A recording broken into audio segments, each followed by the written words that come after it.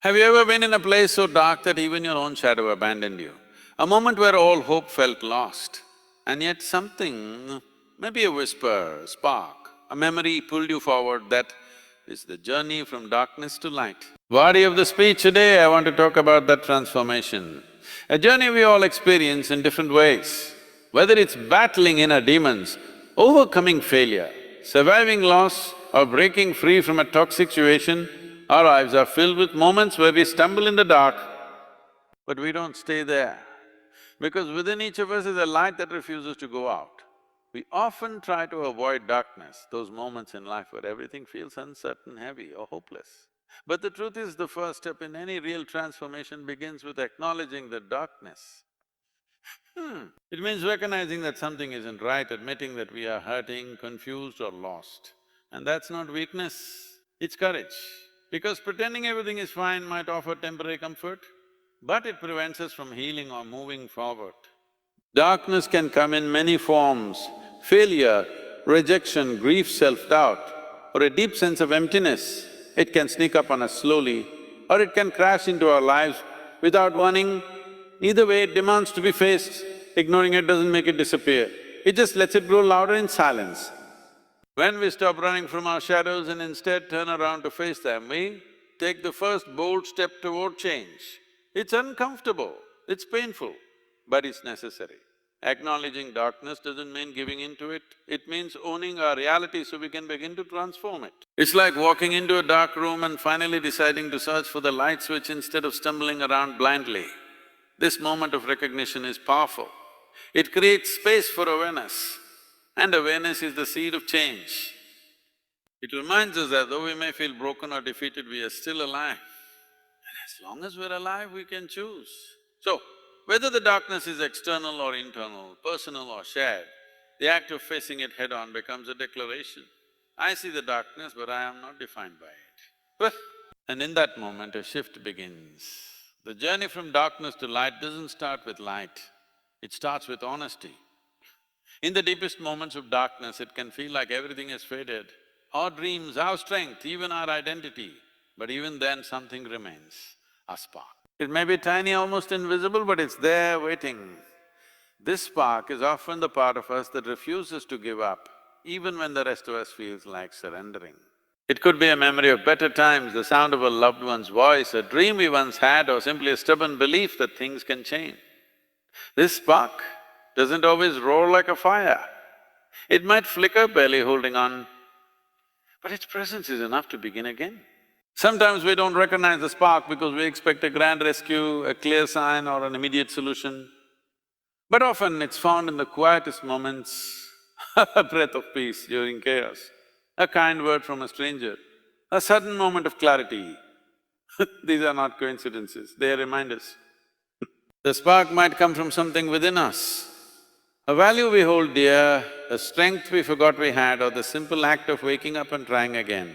And it might come from outside us, through someone who sees light in us when we cannot see it ourselves.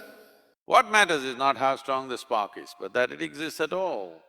That flicker is proof that all is not lost, it is the beginning of light. Once we notice it, nurture it and protect it, it grows. It gives us something to focus on when everything else feels dark, it gives us direction.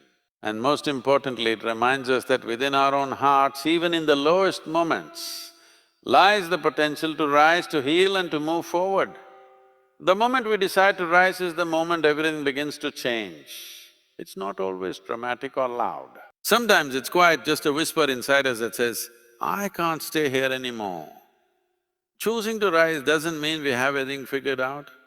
It doesn't mean the pain vanishes or the problems disappear. What it means is that despite everything, we are willing to take a step forward. It might be a small step, maybe even a shaky one, but it's movement. And movement, no matter how slow, is progress. Rising is a choice that we make not just once but over and over again. On some days it's easy, on others it feels impossible. But with each choice to keep going, we build something powerful inside us. Resilience, that inner strength doesn't come from avoiding challenges, but from walking through them, from facing failure, fear and uncertainty and saying, still I rise. Each setback we overcome adds to our strength. Each obstacle we face sharpens our spirit. And the more we rise, the more we begin to believe that we can. This choice to rise often goes unnoticed by the world. It might happen in silence. In the moments when we decide to get out of bed to ask for help, to forgive ourselves or to try one more time, wow! These are the real victories, these are the moments that define the journey from darkness to light. They may not look like much to others, but they are everything. Choosing to rise is not about being unbreakable, it's about knowing we've been broken and still daring to hope, to try to live. It's in this decision, small and consistent, that we reclaim our power and begin to write a new story. Letting the light in is not always about waiting for something miraculous to happen. Sometimes it's about opening ourselves to the little things that begin to shift our perspective, soften our hearts, and remind us that we are not alone. When we've been in the dark for too long, we can become so used to it that we almost fear the light. We build walls, we shut people out, we numb ourselves. But healing often starts when we slowly begin to lower those walls and allow something good to reach us.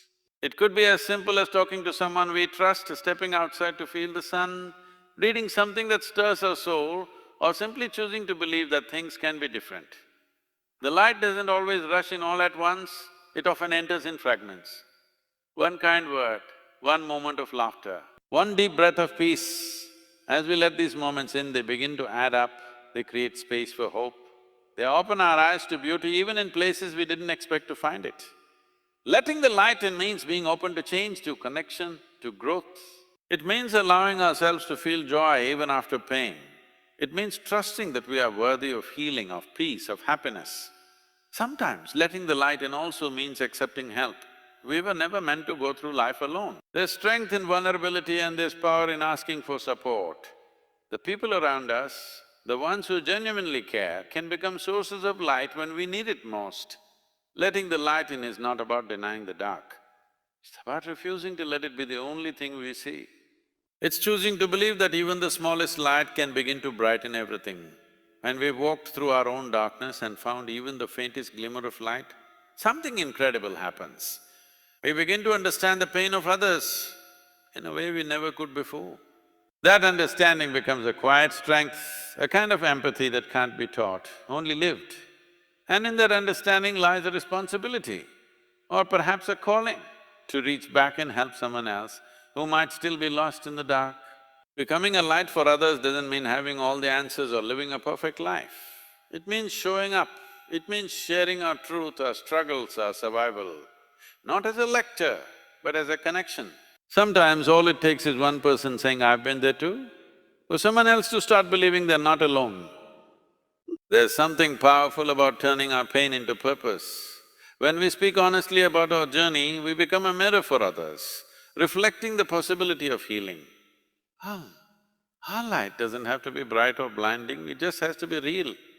In a world where many are hiding behind masks, being authentic becomes an act of courage. And that authenticity can be the very thing that pulls someone else from the edge. We don't need to be perfect to be helpful, we just need to be present. Sometimes simply being there, listening without judgment, offering a kind word or a gentle reminder of hope is enough to spark change in someone else's world. The light we carry is not just for us. It's a gift meant to be shared, especially with those who can't see their own yet. In doing so, we don't just help others, we keep our own light burning even brighter. So now I ask you, what will you do with your light? You've seen darkness, you've felt its weight, but you've also seen how even the smallest spark can lead to something greater. Don't let that light go unnoticed. Choose to rise, choose to let it grow, and then share it. Speak your truth, be kind when it's hard. Show up for someone else, you never know who needs your story, your strength, your light. Let today be the moment you decide to stop just surviving and start shining. Look, because someone somewhere is waiting to find their way by the light you carry. Let's not just walk from darkness to light, let's lead the way.